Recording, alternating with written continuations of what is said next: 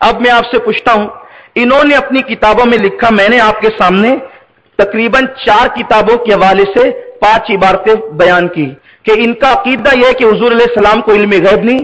اگر حضور کے بارے میں آپ علم غیب مانیں گے تو آپ مشرک ہو جائیں گے، اسلام سے خارج ہو جائیں گے. جب آدمی ان کتابوں کو پڑھتا ہے کہ اللہ کے سوا کسی کو علم غیب نہیں، اللہ کے سوا کسی کو علم غیب نہیں، اللہ کے سوا کسی کو علم غیب نہیں، تو آدمی سوچتا ہے یار یہ لوگ اللہ کے کتنے ماننے والے ہیں، کتنے توحید پرست ہیں یہ لوگ کہ اللہ کے سوا یہ کسی کا علم غیب مانتے ہی نہیں. لیکن اب آپ اپنے دل پر ہاتھ رکھیں کہ اگر رسول اللہ کو علم غیب نہیں تھا، اگر رسول اللہ کو علم غیب نہیں تھا تو آپ مجھے بتائیں رسول اللہ صلی اللہ علیہ وسلم سے بڑا انسان کیا کوئی دنیا میں پیدا ہوا؟ اللہ کے بعد اگر سب سے بزرگ ترین کوئی ذات ہے اس دنیا کے اندر تو رسول اللہ کی ذات ہے. اللہ خالق ہے اور مخلوق میں مصطفیٰ جان رحمت سب سے افضل ترین ہے. تو جب رسول اللہ کو علم غیب نہیں تھا تو دنیا میں کسی کو علم غیب نہیں ہونا چاہیے تھا. یہی بات ہے نا. جب السلام علیکم ورحمۃ اللہ وبرکاتہ. میں محمد امتیاز پلاموی. معزز ناظرین، ابھی آپ نے بریلوی مذہب سے تعلق رکھنے والے خطیب جناب مولوی امین القادری صاحب کی بکواس سنا. آپ نے سنا کہ کس طریقے سے انہوں نے علم غیب کی باتوں کو لے کر عوام کو بھڑکانے کی کوشش کی، علماء حق علماء دیوبند سے بدظن کرنے کی کوشش کی. انہوں نے جو بیان کیا ایک لمبا بیان ہے، اس کا ایک ٹکڑا سنایا ہے یہ بتانے کے لیے کہ انہوں نے علماء دیوبند کی طرف کیسی بات منسوب کی ہے. یقیناً جو باتیں انہوں نے کہی ہے ٹھیک کہی ہے علماء حق علماء دیوبند کے سلسلے میں کہ علماء حق علماء دیوبند کا عقیدہ یہ ہے کہ حضور پاک صلی اللہ علیہ وسلم عالم الغیب نہیں تھے، حضور کو علم غیب نہیں تھا. اسی طریقے سے ہمارے فتاویٰ میں لکھا ہے کہ حضور پاک صلی اللہ علیہ وسلم کو عالم الغیب ماننا یہ شرک ہے. یہ بات ٹھیک ہے، لیکن انہوں نے جو باتیں بتائی ہیں پبلک کو اس کا خلاصہ یہ ہے کہ ان کے مسلک کے مطابق، بریلوی مذہب کے مطابق حضور پاک صلی اللہ علیہ وسلم عالم الغیب تھے. اگر کوئی شخص حضور پاک صلی اللہ علیہ وسلم کو عالم الغیب نہ مانے، یہ کہے کہ حضور پاک کو علم غیب نہیں تھا، ایسا شخص بے دین ہے، ایسا شخص حضور پاک صلی اللہ علیہ وسلم کی شان اقدس میں گستاخی کرنے والا ہے. علم غیب کے مسئلے کو لے کر دیوبندی اور بریلوی کے بیچ برابر مباحثے ہوتے رہتے ہیں، بڑی بڑی کتابیں لکھی جا چکی ہیں، لیکن یہ مسئلہ حل ہونے کا نام نہیں لے رہا ہے.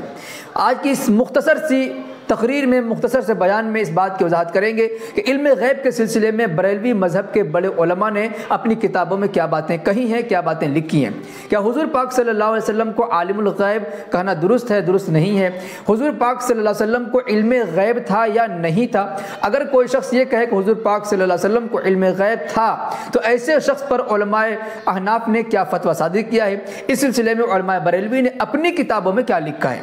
چنانچہ آپ نے ہمارے بارے میں تو سن ہی لیا جناب امین القادری صاحب نے کیا کہا ہے کہ دیوبندیوں کے نزدیک، یعنی علماء حق علماء دیوبند کے نزدیک حضور پاک صلی اللہ علیہ وسلم کو علم غیب ماننا جائز نہیں ہے، حرام ہے، شرک ہے.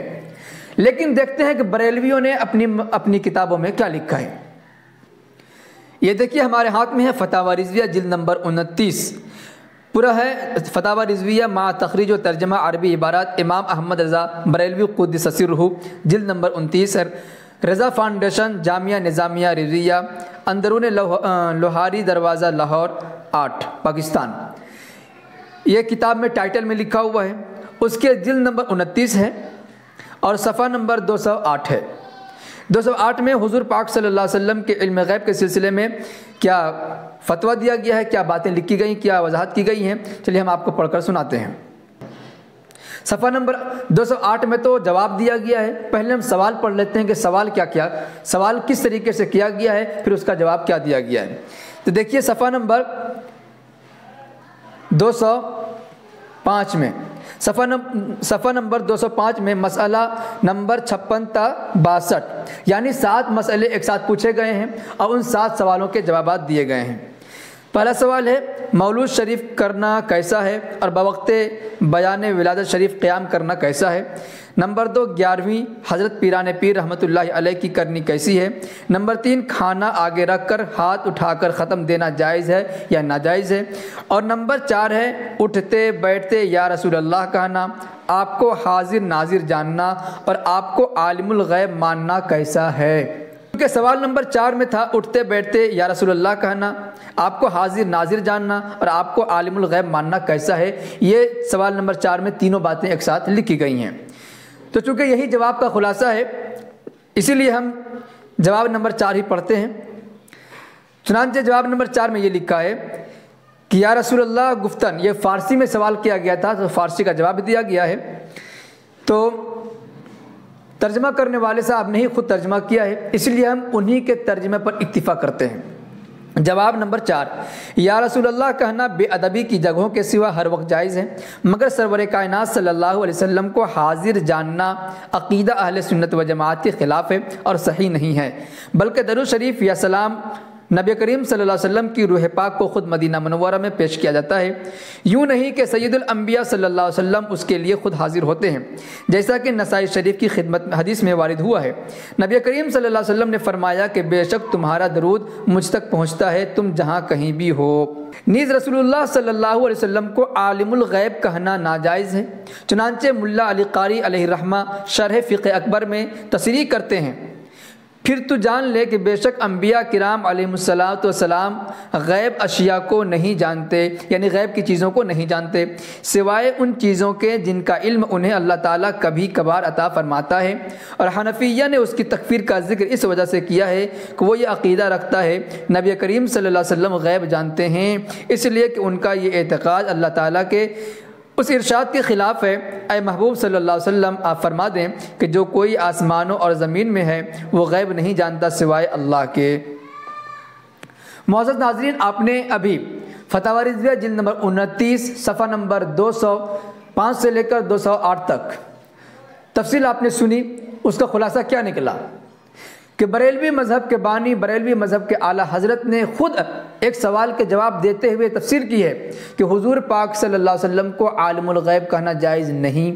دوسری بات، شرح فقہ اکبر کے حوالے سے ملا علی قاری رحمۃ اللہ علیہ کا نام لیتے ہوئے یہ کہا کہ انہوں نے شرح فقہ اکبر میں یہ کہا ہے کہ حضور پاک صلی اللہ علیہ وسلم کے بارے میں جو شخص یہ عقیدہ رکھتا ہے کہ حضور پاک صلی اللہ علیہ وسلم کو غیب کا علم تھا، غیب کی چیزوں کو جانتے تھے، ایسا شخص کافر ہے۔ علماء حنفیہ نے اس کی تکفیر کی ہے، یعنی صراحتاً اسے کافر کہا ہے۔ جو شخص ایسا عقیدہ رکھے کہ حضور پاک صلی اللہ علیہ وسلم کو غیب کا علم تھا۔ اب بتائیے کہ بریلوی مذہب کے بانی ان کے بڑے حضرت جی نے خود اپنی کتاب میں اپنے قلم سے یہ بات لکھی کہ جو شخص حضور پاک صلی اللہ علیہ وسلم کو عالم الغیب کہے یا مانے یا یہ عقیدہ رکھے کہ حضور پاک صلی اللہ علیہ وسلم کو علم غیب تھا، ایسے شخص کے بارے میں علماء حنفیہ نے صراحت کی ہے کہ ایسا شخص کافر ہے۔ اب بتائیے کہ جو شخص عقیدہ علم غیب کا رکھتا ہو ایسے شخص کے بارے میں علماء حنفیہ نے کفر کا فتویٰ صادر کیا، اور یہی بات ان کے امام نے، ان کے بڑے حضرت جی نے اپنے فتاویٰ کی کتاب میں نقل کیا ہے۔ اب بھلا بتائیے، جو بات ہم کہہ رہے ہیں کہ حضور پاک صلی اللہ علیہ وسلم کو عالم الغیب کہنا جائز نہیں، حضور پاک کو یہ کہنا کہ حضور پاک عالم الغیب تھے یا ان کو علم غیب تھا، یہ کفر شرک ہے، تو جو بات ہم نے کہی وہی بات علماء حنفیہ نے کہی ہے، اور اسی بات کو نقل ان کے اعلیٰ حضرت نے جواب کے طور پر کیا ہے۔ تو اس میں ہمارا اور آپ کا اختلاف کیا رہا؟ جو بات ہم کہہ رہے ہیں وہی بات آپ کہہ رہے ہیں، اس میں اختلاف کیا رہا؟ پھر یہ چیخ چیخ کر کہنا کہ دیوبندی علماء حضور پاک صلی اللہ علیہ وسلم کی شان اقدس میں گستاخی کرتے ہیں، حضور پاک کو عالم الغیب نہیں مانتے، حضور کے علم غیب ماننے والے کو کافر و مشرک کہتے ہیں۔ تو جو بات ہم کہہ رہے ہیں وہی بات آپ کے اعلیٰ حضرت بھی کہہ رہے ہیں۔ آپ اپنی کتاب اٹھا کر دیکھ لیجئے، اگر کتاب آپ کے پاس نہ ہو تو گوگل سے ڈاؤن لوڈ کر لیجئے، فتاوی رضویہ جلد نمبر 29، یہ کور آپ کے سامنے لگایا جا رہا ہے، آپ کور بھی دیکھ لیجئے، صفحہ نمبر دیکھ لیجئے، پوری عبارت آپ کے سامنے ہے، آپ اسے ملاحظہ فرمائیے۔ تو دیکھیے، جو دوسروں پر الزام ڈال رہے تھے آج خود وہ اپنے کفری جال میں پھنس گئے ہیں، انشاءاللہ نکلنا ان کے لیے محال اور ناممکن ہے۔